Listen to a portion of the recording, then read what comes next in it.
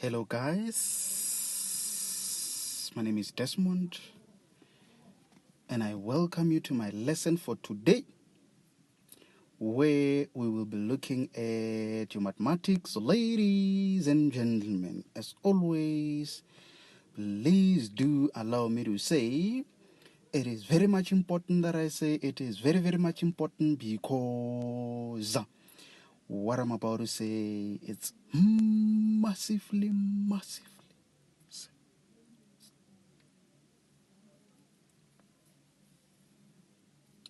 Hey, massively important, ladies and gentlemen, that I say a day without learning something new, it's a day wasted. By so saying, please, honorable members, please,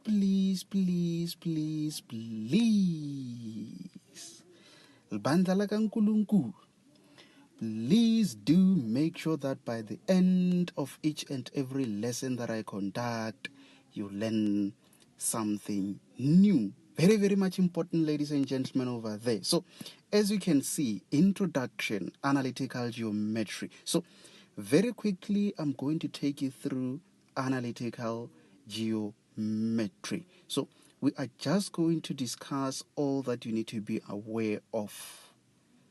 Hopefully, in just one lesson, you will have a better understanding of what we are dealing with as far as analytical geometry is concerned. So I will try by all means to be as slow as possible, and at the same time, just make sure that I don't lose you. So let's see. Number one, we are very quickly just going to discuss revision. So that's where we look at the distance, midpoint, and gradient formula. I'm pretty much sure that at this stage, you are aware of those formulas. So number two, we are also going to look at inclination of a line. Inclination of a line. This is where we will also talk about an angle of inclination. Thirdly, equation of a straight line. So, lastly, application involving quadrilateral. So, this is all that you need to be aware of. Just make sure that at all the times when you study analytical geometry, you cover all of those. So let's see. Maybe let me do this and then we move on to the next part of our lesson. So maybe let me use a red color there. So let's see. Very quickly, let's discuss the distance formula. Obviously, we do know very well that it's either examiner says the length or the distance. Mathematically, it refers to one and the same thing. So, the length or the distance, it's equal to the square root of, it's going to be x2 and you minus x1 you close squared plus y2 minus y1 close squared. So every time when they want you to calculate either the length or the distance, just remember that this is what you need. And most importantly, guys, I always say analytical geometry, it's a game of two things. Analytical geometry is a game of two things, meaning when examiner says determine the length or the distance, it means it has to be from one point to the next point. So that means you need the coordinates of, let's say, point A. You also need the coordinates of point B. And that's how you're going to take those values and substitute into that formula. So, secondly, and very quickly, let's discuss the midpoint formula.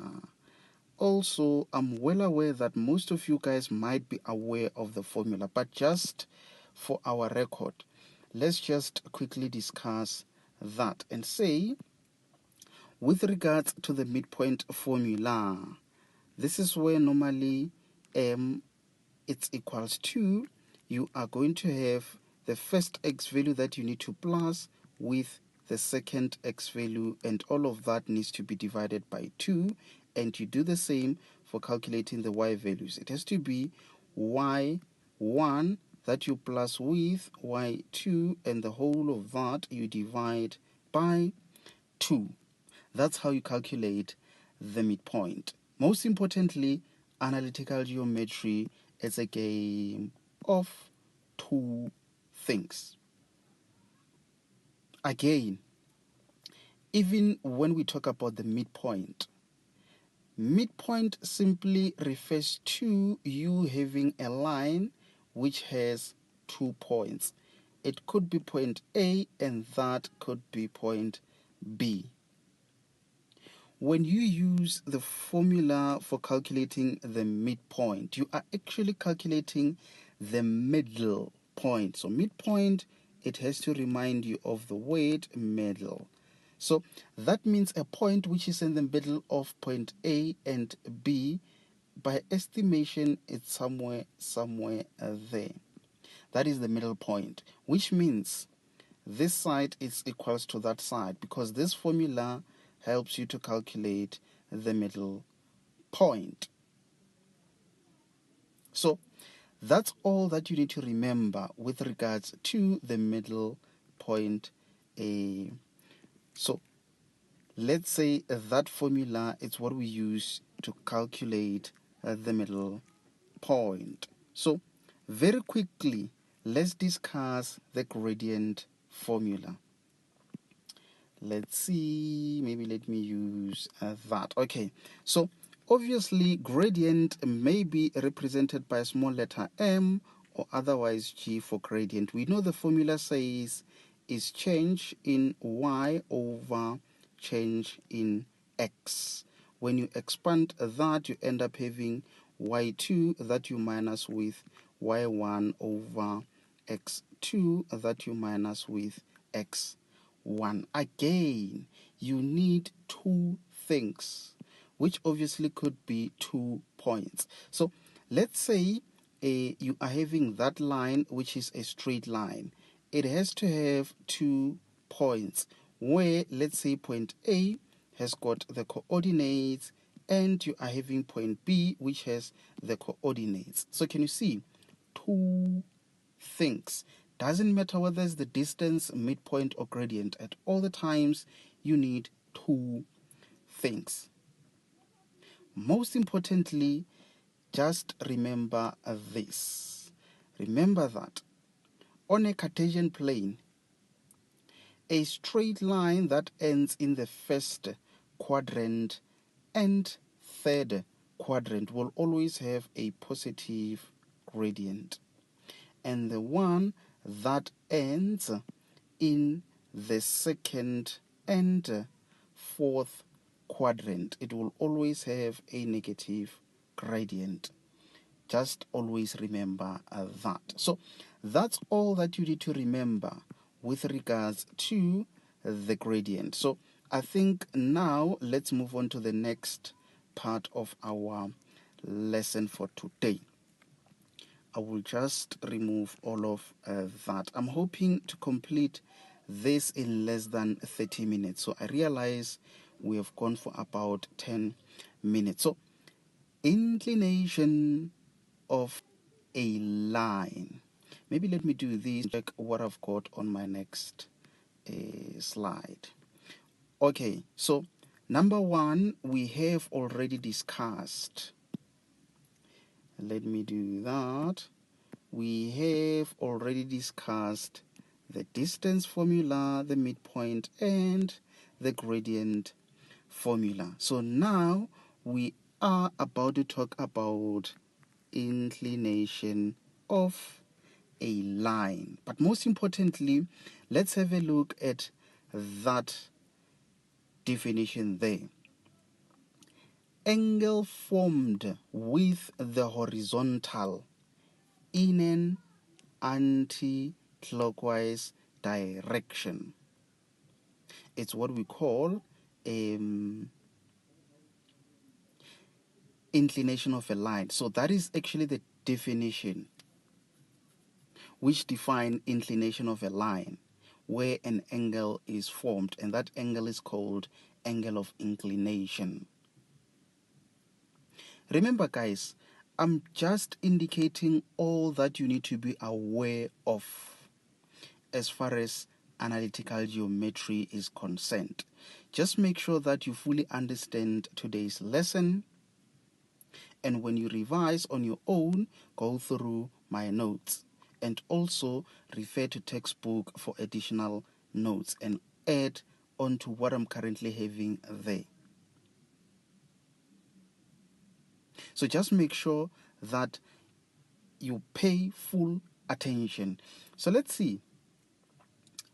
Angle formed with the horizontal in an anti-clockwise direction. If we talk about anti-clockwise direction, just always remember that there is what we call clockwise direction, but in this case we are referring to anti. So that means a clock, the direction of a clock is in that direction. Let me maybe do that and say this is a clock or a watch. Clock or a watch. The direction is in that direction, clockwise. Just remember that. So that means anything in the opposite direction is what we call anti-clockwise direction. Maybe let me refer to that first sketch over there. Let me try look for a different. So can you guys see we are having a Cartesian plane there, and then we've got that straight line forming that angle in that direction. Let me quickly undo that part. Yes, in that direction. So can you see that angle formed there? It's what we call an angle of inclination. Also, let's have a look at the second sketch there. So, can you see we've got that straight line there. Angle formed in that direction, which is an anti-clockwise direction. That angle formed, it could be written there, it could be written there, it doesn't matter. As long as we know we are talking about that line with the horizontal. That angle formed is called angle of inclination. Someone might be wondering, what exactly is the difference between the line for that first sketch and the line for that second sketch? The only difference is that you've got two lines where the other line ends in the first quadrant and the third quadrant, which means this line, it is the one that has positive gradient, whereas this one, it ends in the second quadrant, and this one ends in the fourth quadrant, which means this is that line, remember, which has a negative gradient. In addition to that, I think it's worth it for me to just indicate that where you are having a positive gradient, your angle of inclination will always be less than 90 degrees. Whereas in this case, where the gradient is negative, your angle of inclination will always be greater than 90 degrees. I just noticed this now as I was explaining. So just be careful, guys. In some calculations, you might be calculating an angle of inclination, and on your calculations, especially this one, always where the gradient is negative, you are going to find a negative angle. Just know that that negative angle is actually this angle. It is not the angle of inclination, because it's going to be a negative angle. What we know is that angle of inclination is positive. So that means this is where your teacher is going to say, the moment you get a negative angle, you are therefore going to say angle of inclination is equals to, we know that 180, you minus it with that angle that you got. And you are therefore going to get a positive angle, which is obviously greater than 90 degrees. Remember, guys, everything that I'm explaining now, it doesn't need to make perfect sense. You just need to be aware of all of those. I'm telling you, once you attend lessons where I solve the problems related to analytical geometry, that's when everything is going to start making sense. For now, in case if it feels like you are seeing what I'm explaining there, but it doesn't make sense, do not worry that much at this stage. Just be aware of all of that.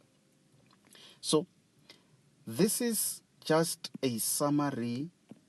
That is just a summary of those two, meaning I'm just indicating that this is that horizontal and you've got a line. On that line, you've got some angles there. The first angle, maybe let's say this one. This is what we call the angle of inclination, because it is the angle that is formed with the horizontal in an anti-clockwise direction. This is where you are going to find your angle being less than 90 degrees. And remember, it has a positive gradient. So also there is that angle which is not an angle of inclination. Why? Because it is the angle in the clockwise direction. So don't get confused by that third sketch. It is just to remind you of the angles involved there. So very quickly, let's move on to number 3, which is where I'm going to explain to you how you determine equation of a straight line. Equation of a straight line. So as you can see there,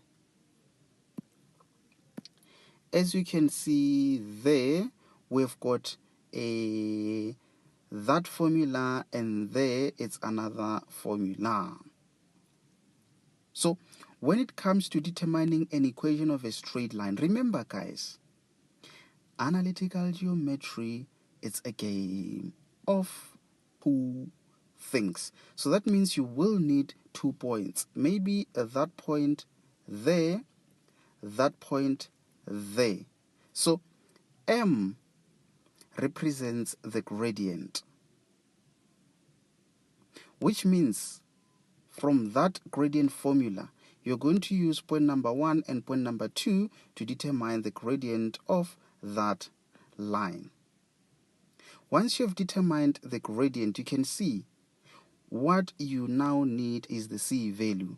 With regards to the C value, you are therefore going to use the coordinates of that point, or you can use the coordinates of that second point.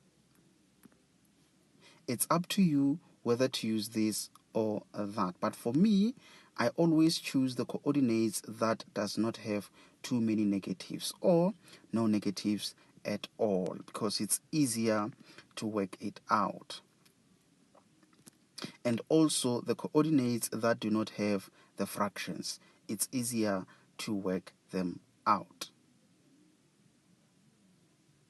Also, you can use this second formula where you've got that being the gradient and you find it in the same manner using the gradient formula.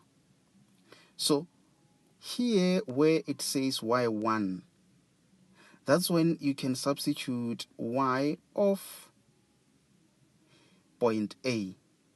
And then here, this is where you can substitute the x of point A.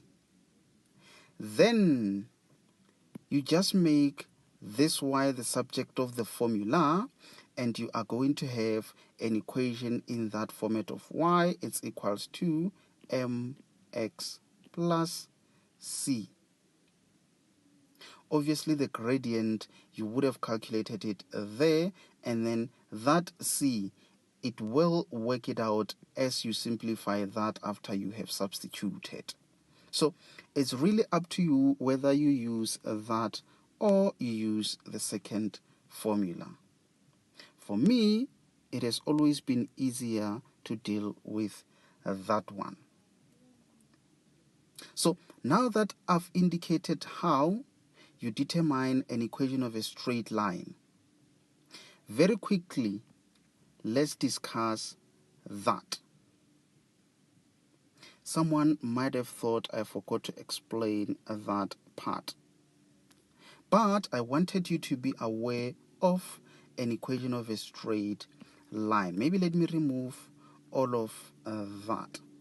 I'm hoping that I'm not moving too fast. But remember, guys, just make sure that you pay full attention. You might not need to write everything as I'm writing because these notes are available on our online library, so you can easily access them there and practice at a later stage. So now, very quickly, let's maybe have a look at something. Let me see if I can use that color. Okay, so let's see that. Okay, let's see. Obviously, you must be having a line. Let's maybe refer to that one. You must be having a line. And that line, it obviously has a gradient, which is going to be a positive gradient. It seems like it's not clear, that color. Let me choose that one. So, obviously, that line is going to have a positive gradient. Examiner might say, determine that angle there. And you know that angle is the angle of inclination.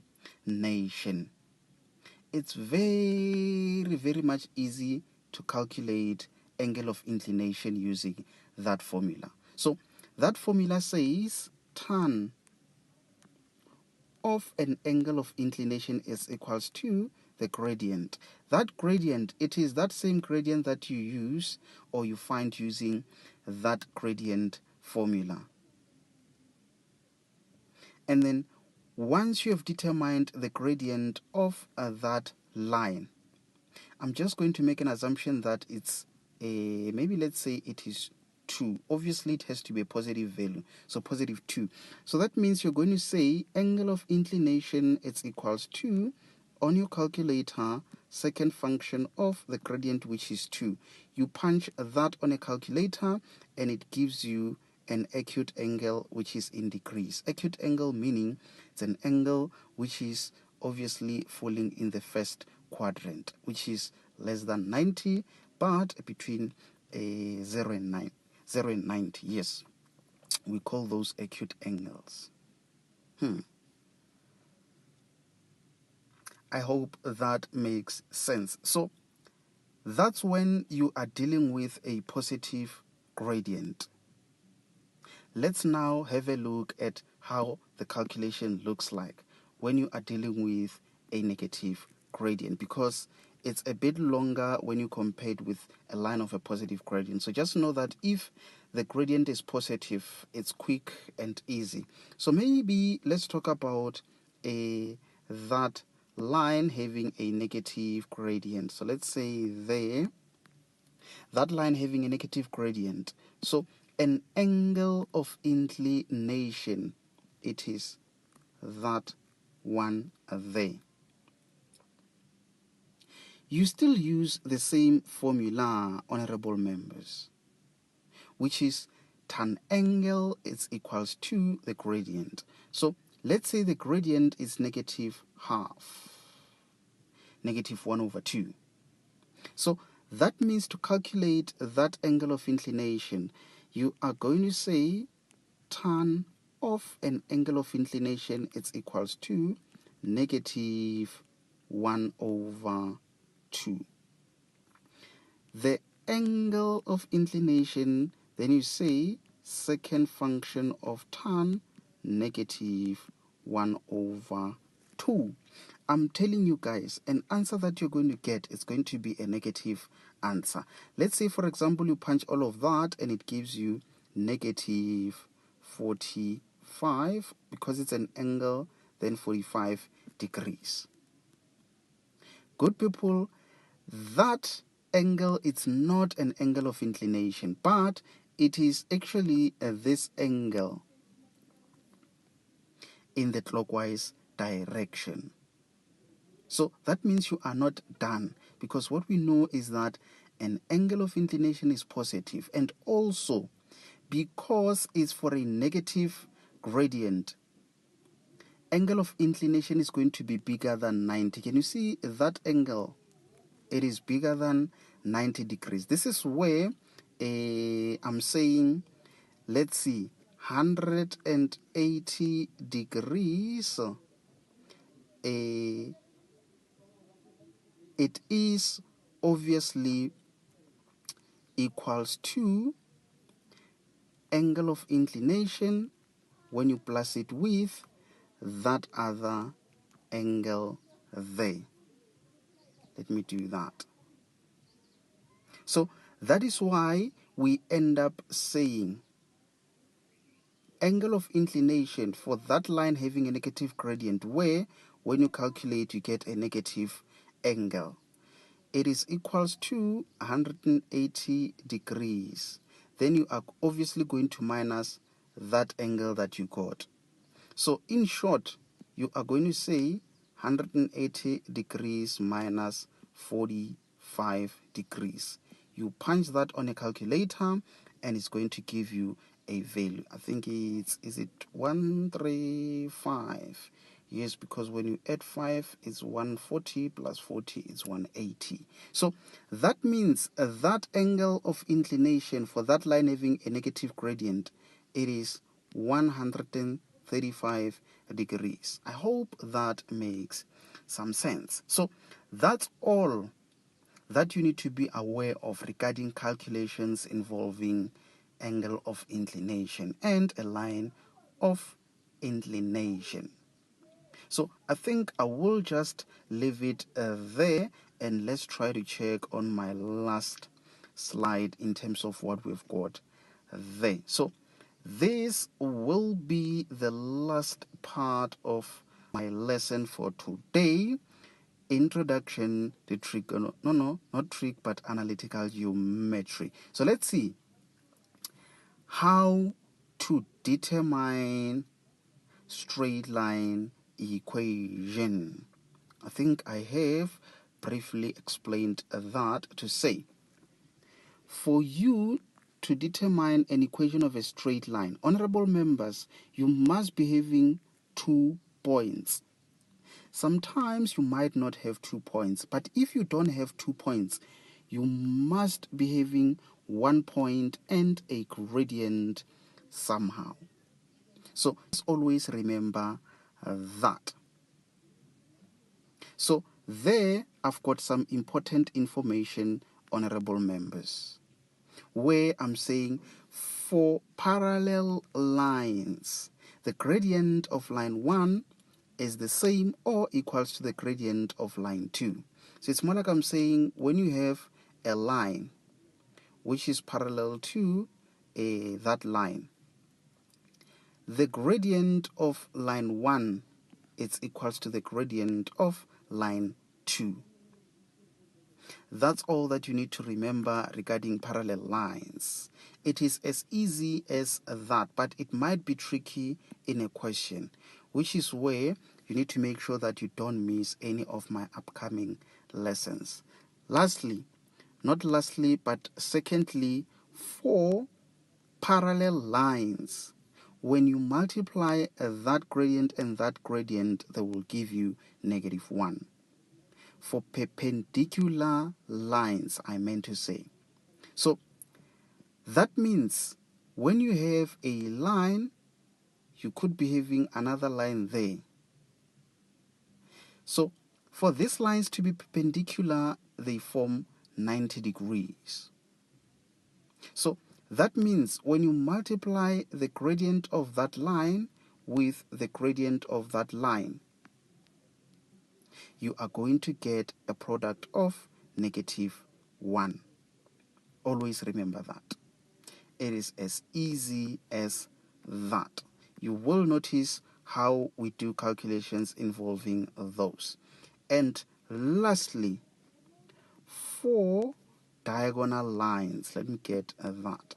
For diagonal lines, the distance of line 1 is equals to the distance of a line 2. So it was actually supposed to be 2 there. Let me quickly update it there. Yes. And also, honorable members, secondly, you need to remember that they've got equal midpoint. Maybe let me do a sketch there and say, if maybe we are having that. Yes, if maybe we are having that. What you need to remember, which is what I'm explaining there, is that from there all the way up to there, that is the diagonal line. It's equals to from there all the way up to there. So from corner to corner, you've got those lines being equal. Automatically, or obviously, as you can see, the midpoint of those lines is common. So if we are having A, B, C, and D, what I'm saying is BC is equals to AD. That's what I'm saying. And also, that midpoint there, it is common.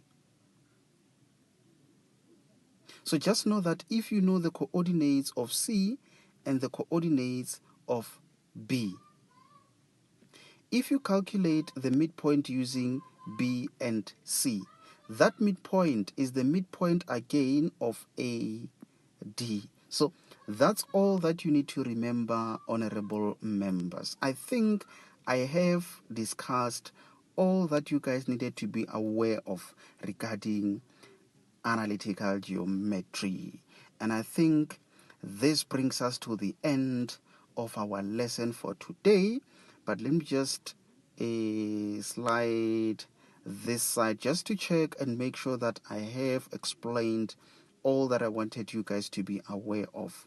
I think I've covered everything there. So lastly, let me check there. So let's see very, very quickly. This is what we discussed. We did discuss the distance formula, the midpoint formula, and the gradient formula. And with regards to the distance, we said distance, length, same WhatsApp group. Midpoint refers to the middle point between 2 points. With regards to the gradient, we know for those type of lines, we've got positive gradients, and for this type of lines, we've got negative gradients. And we also discussed regarding parallel lines and perpendicular lines. Inclination of a line, yes, we have discussed that. Equation of a straight line, yes, we also discussed that. So this last part, application involving quadrilateral.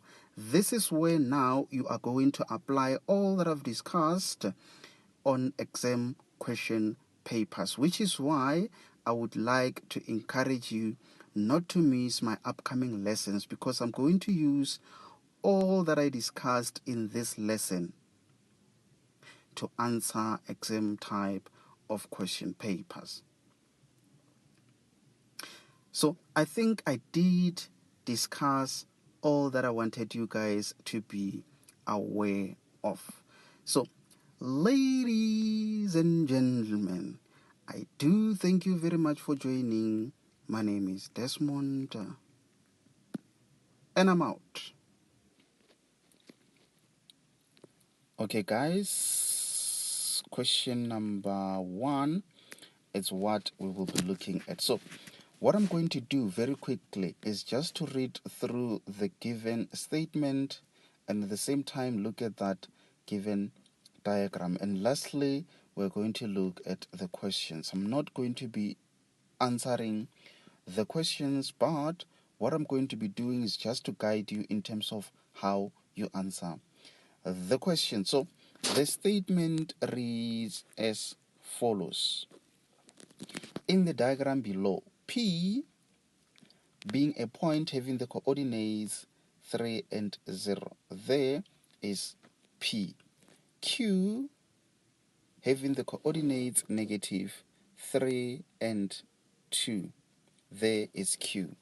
R, where is R? R is there. And S having the coordinates 2 and negative 3 are 4 points in the Cartesian plane. Makes sense. You just need to be aware that you've got a point being P, which lies on the x-axis on the positive side. That is why you're having positive 3 and 0. 0 because it lies on the x-axis. So on the x-axis, obviously, you can see that y is 0. You also have a point Q which lies in the second quadrant, R in the third, S in the fourth. Very, very much important, ladies and gentlemen, on that one. So I think very quickly, let's try to have a look at the questions and see how far we can go. I think the statement, it is represented diagrammatically. So this is what I'm going to do. Let's roll down and then we look at the questions. So let's see. The first question says calculate the gradient of PQ. Where is P? Let me quickly do that. There is P and there is Q. It has to be an easy question considering that it is allocated 2 marks. You just need to pull out the gradient formula and you substitute. Remember, analytical geometry, it's a game of 2 things. We know that the gradient formula says change in y over change in x. So from these 2 points, you will know what is your x value, what is your y value. But most importantly, this is how I used to do it. Sometimes one would ask and say, which ones are going to be the y2, y1, x2, x1. So between letter P and Q, which letter comes first? The letter that comes first, then you have your x1 and your y1. The letter that comes second is your x2, y2. So it's easier when you work it out that way because you remain consistent and you won't get confused when you continue with some other questions. So that's how you work out that question. So let's quickly jump on to 1.2. which says determine the equation of line RS. Where is R? Where is S? There is R and there is S. So now they are saying determine the equation of line RS, which is parallel to line PQ. Very, very much important. Don't get confused. They are talking about a line of RS. So from R to S, this is the line that you need to determine. And they're saying that line is parallel to that line. And we know something about parallel lines. So that means the gradient of line PQ is equals to the gradient of line RS. Let's say, as an example, we got -2 as the gradient of a PQ. So automatically the gradient of RS is also -2.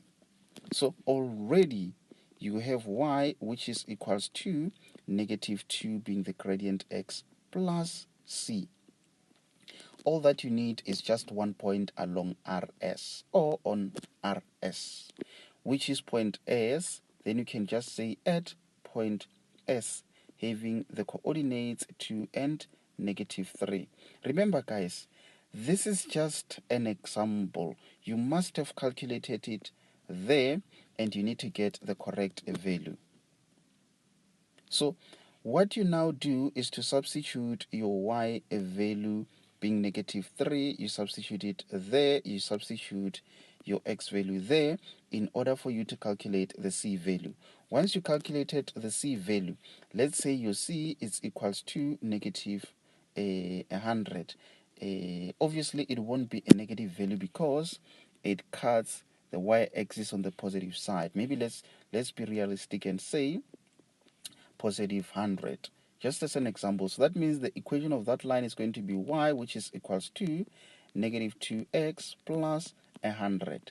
That's how you score yourself full marks for that question. So I think I've given you enough information for you to work it out. So I'm just going to remove all of that, and then from there we jump on to the next question. So just make sure, honorable members, that you do those calculations and you know the exact values. In that way, you will be able to find sensible answers, which will enable you to continue and move on to the next question. So let's see.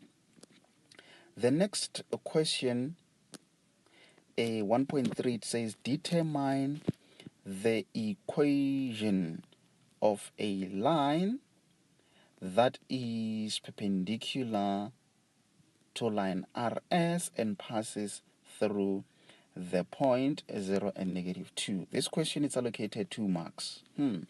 Might be a bit tricky, but most importantly, they are saying you need to determine the equation of a line. And that line, it is perpendicular to RS. So this is line RS from R to S. This is a line. And now they're talking about a line which is perpendicular, obviously forming a 90 degrees. But most importantly, that line is passing through 0 and -2. So by estimation, I can say 0 and -2 at somewhere that point where X makes sense. So I'm actually trying to construct a line which is almost perpendicular. It seems like I won't get it correct, but it's fine. So that means that -2 possibly it's somewhere there. Remember, this is just an estimation, just so that you understand. So this point is actually 0 and -2. So you might need to temporarily forget about that point. Let me just remove it. Yes. So the reason why I had to draw that is so that you can notice what we are talking about. You say that line, it is perpendicular to that, meaning it forms a 90 degree there. What do we know about perpendicular lines? We do know very well that when you multiply the gradient of this line and the gradient of that line. It has to give you -1.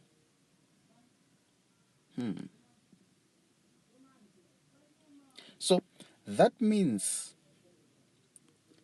if the gradient of line 1, when multiplied by the gradient of line 2, it gives -1. Do we know the gradient of RS? Yes, we do. If you remember, I estimated it to be -2. So let's maybe say it's -2. And then the gradient of the second line, it's unknown, but we can calculate it using this formula.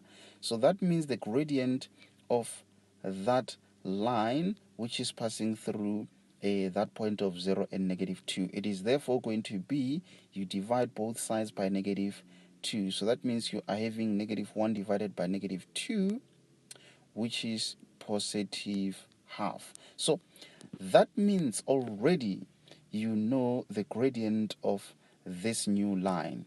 So this is how your equation looks like. So that means you're having positive a half x plus c. Now you need a point, which is that point that they gave you, because they knew you are going to need that point to calculate or determine an equation. So can you see, you now take that y value, you plug it there, you take that, you plug it there, so that you can calculate the c value. So in this case, let's assume the c value to be maybe let's say we might not even need to assume. I just noticed something. It is going to be -2.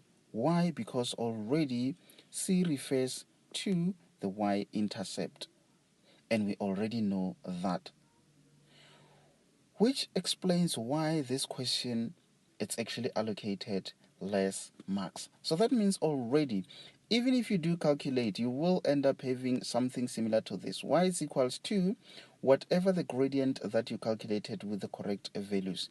Your y value, it will end up being, your c value, it will end up being -2. You can either work it out just like I've explained there, or you can straight away notice that actually we are given the y-intercept, which is -2.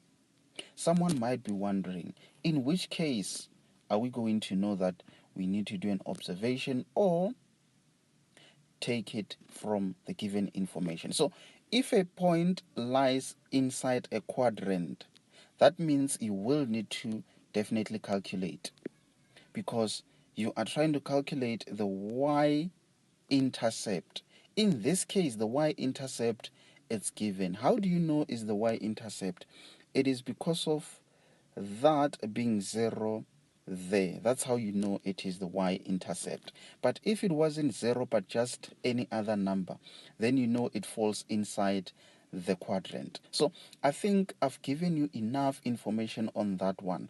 So I might need to just quickly remove all of these and we jump on to the next questions. Ladies and gentlemen, just make sure that at all the times you pay full attention, and most importantly, do not start by solving these problems without you watching a lesson where I do an introduction, because it explains all that you need to be aware of regarding all of this. So just make sure that you watch an introduction, and then afterwards you can try this question. So let's see.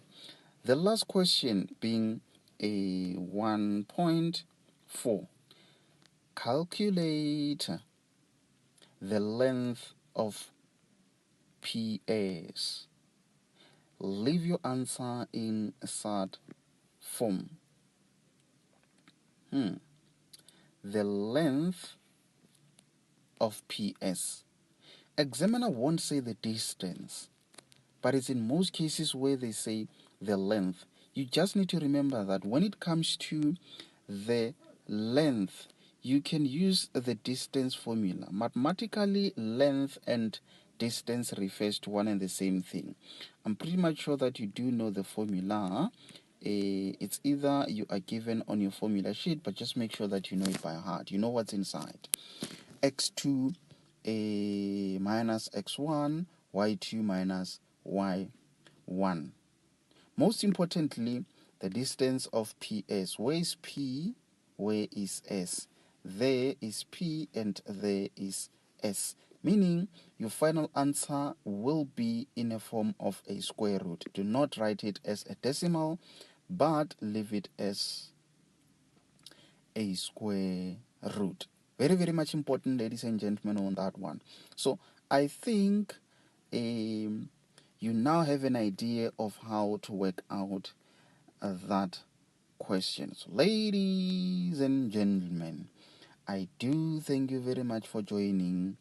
Let me make sure that I sign out. So, guys, my name is Desmond. Ladies and gentlemen, okay, guys, question number 3. It's what we will be looking at in today's lesson. So let's see. What I'm going to quickly do is to take you through that given statement, and we look at the diagram, and lastly we are going to look at the questions. Obviously, I'm pretty much sure that by now you are aware that I'm not going to be solving any questions nor answering the questions in a form of calculations. I'm just going to take you through how you answer the question. So without any waste of time, very quickly I'm going to read through that statement. So let's see. It says in the diagram, A, where is A? Okay, there is A, having the coordinates -2 and 3. C, where is C? Where is O?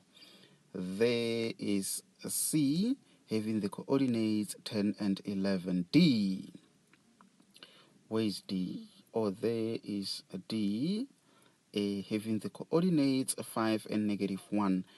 Are the vertices, remember, word vertices refers to the corners. The corners of what? The corners of triangle ACD. And they continue to say CA intersects the y-axis in F. Where is F? Oh, there is F. There we are having F.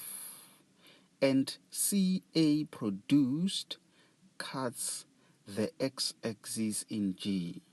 CA produced. So remember, they simply say that CA extended, it cuts the x-axis in G. The straight line DE, where is DE?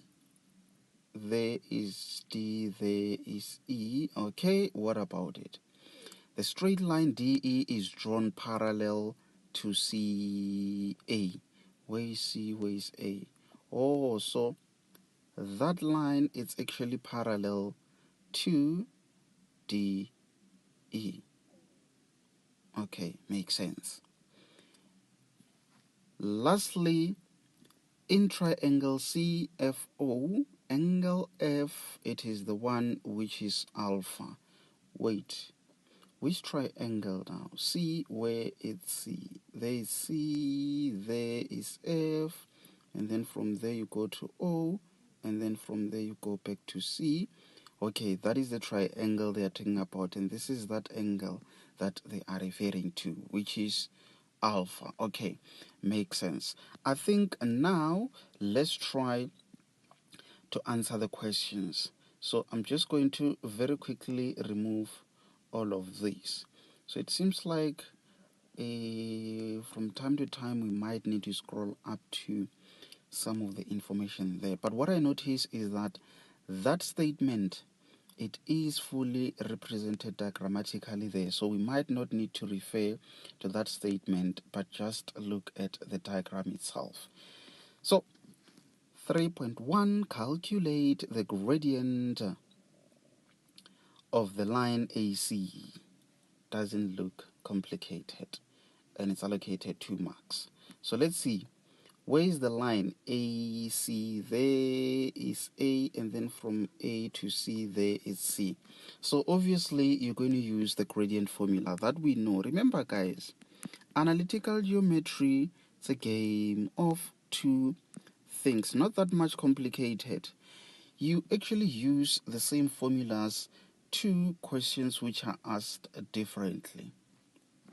Just be careful of that. It's not like at all the times you're going to be applying new information. That is why I always encourage you to firstly watch a lesson that I did where I did introduction. On that introduction, that's where I cover everything that you need to be aware of regarding analytical geometry. So whatever that I'll be saying here, it won't sound new to you because it is covered in the introduction. But if you start with this type of lesson where I review these questions, you might get lost and not know why am I doing what I'll be doing. So just make sure that you firstly start with introduction. So easily, that's how you work out that first question, which is allocated 2 marks. So very quickly, let's look at 3.2. The diagram itself might look a bit complicated or scary, but trust me, the questions will guide you in terms of what to do. 3.2, and that question, it's allocated 3 marks. And they say determine the equation of line DE in the form y is equals to mx plus c. But now, where is D, where is E? D, E.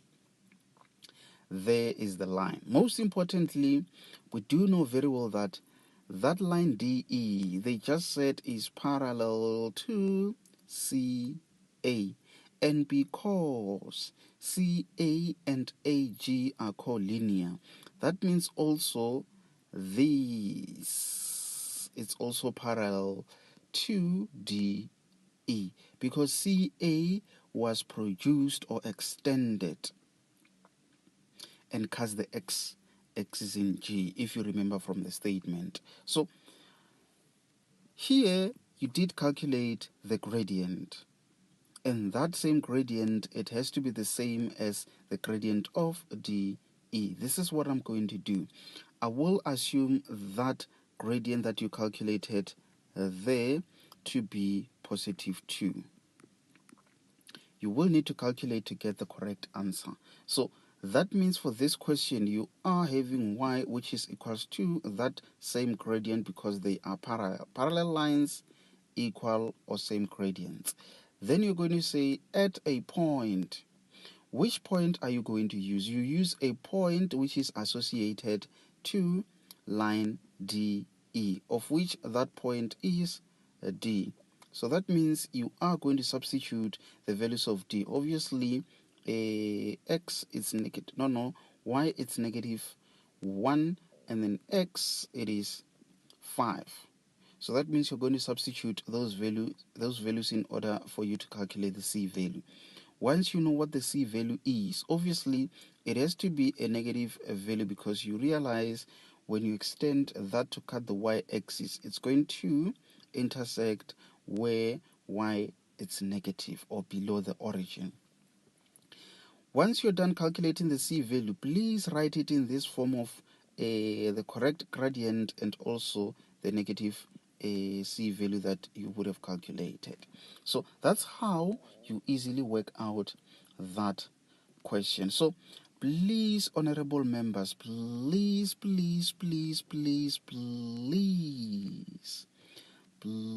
make sure that you do not panic as soon as you see the diagram that you are dealing with. It is the questions that will guide you in terms of what you need to do. So very quickly, let's look at that next question, which is 3.3, also allocated 3 marks, which says calculate the size of alpha, which is the angle that they want you to calculate. Angle alpha. 3 marks. can you see it might not be easy to know what you need to know or to know what you need to do if you haven't watched an introduction.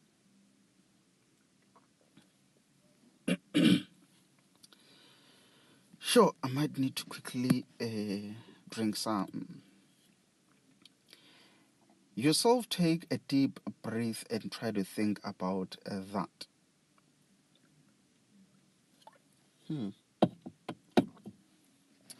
Okay, let's see.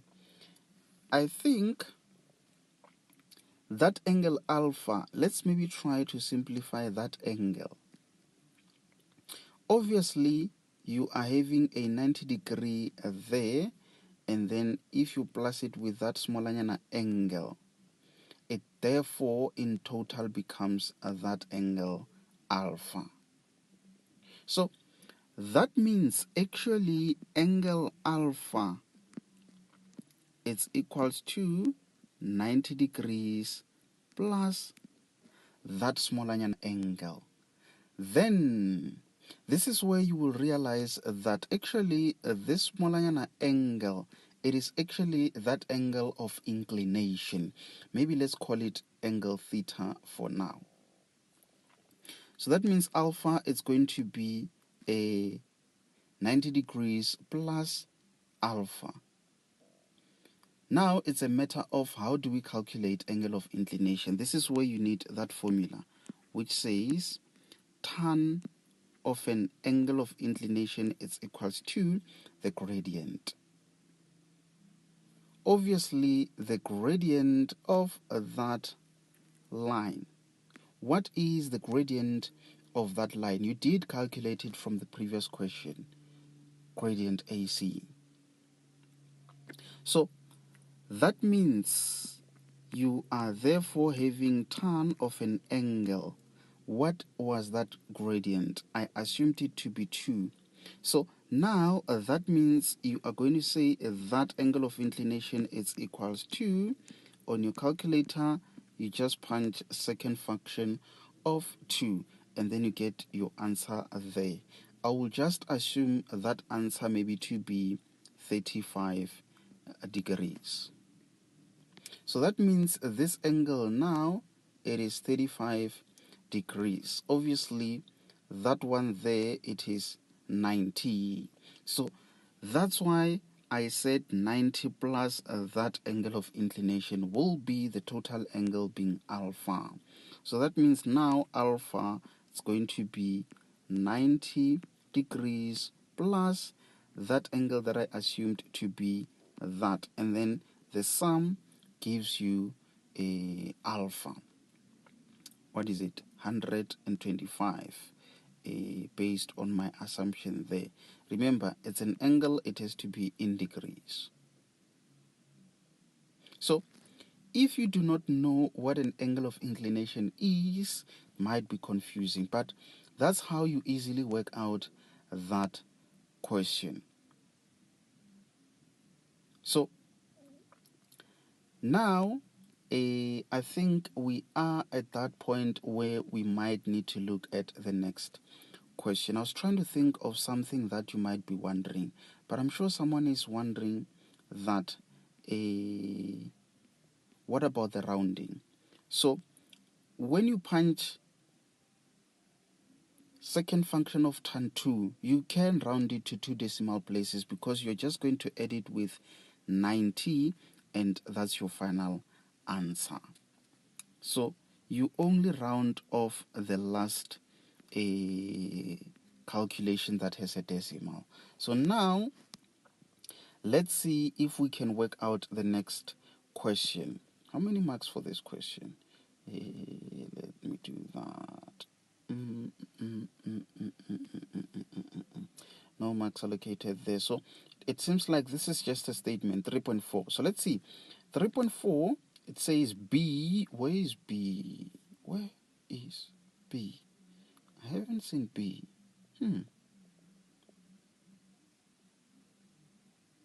What's going on? You see, that mini pause it shouldn't confuse you, honorable members. They're just saying B is a point in the first quadrant, such that A, B, D, E, in that order, forms a rectangle. You know, a rectangle could be something of that shape, it could be something of that shape, or that shape.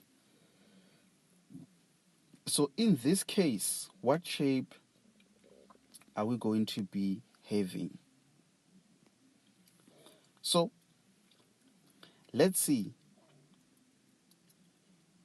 A, B, D, E. So possibly B in the first quadrant. For now, let me just assume it to be somewhere there. Why there? You will understand why. Because you need to say from A to that B that we suspect it to be there. When you connect from B to D, there. No, I think I might need to try and redo that. It has to make sense. You will understand why I need to get it correctly. Let me say from D, let me go there. No, again, it doesn't look right. Maybe let me do it this way. Let me do it that way. Almost, okay. Maybe let's continue. And then from there to E. And then also when you join that, it has to look like a rectangle, with that being assumed to be point B, most importantly in the first quadrant. Can you see? Just make sure that you read the statement and fully understand. So let's see. Now they are saying calculate giving reasons. There, let me scroll and see what are we dealing with there. 3.4.1, calculate given reasons. There, coordinates of M, the midpoint of BE.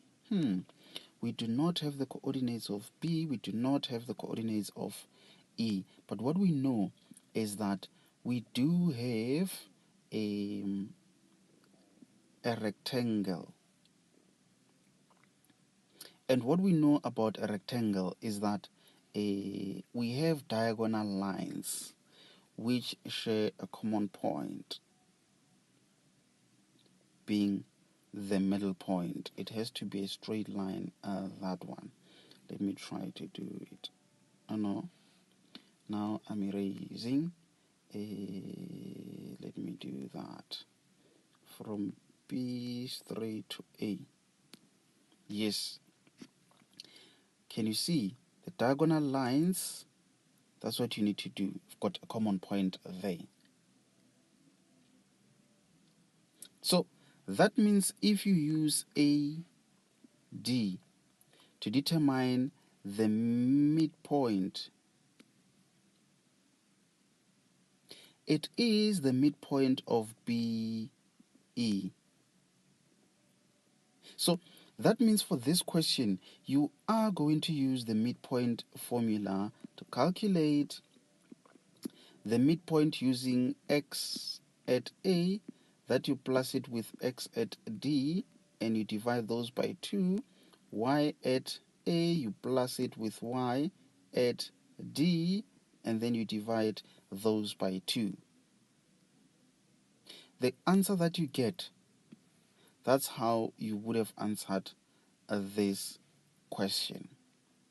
So now they're saying calculate, giving reasons, the length of diagonal BE. Again, they are referring to that BE. Remember, as you calculate, you need to give the reasons. So now, obviously, examiner said the length, but at this point in time, we know that when it comes to the length, at all the times we use the distance formula that you need to always know by heart, and make sure that you don't forget that squared. So you still substitute the coordinates of A and D. This is where now you need to give a reason. The distance that you get when you do that calculation, it is the distance of BE, based on the reason that you provide. And that is how, honorable members, you score yourself 3 marks for that question. In total, 14 marks for this question. So I think there, honorable members, I did make sense. So just try to work it out and see how far you can go with that one. So guys, I think it is that time where I need to sign out and say, ladies and gentlemen, I do thank you very much for joining. My name is Desmond, and I'm out.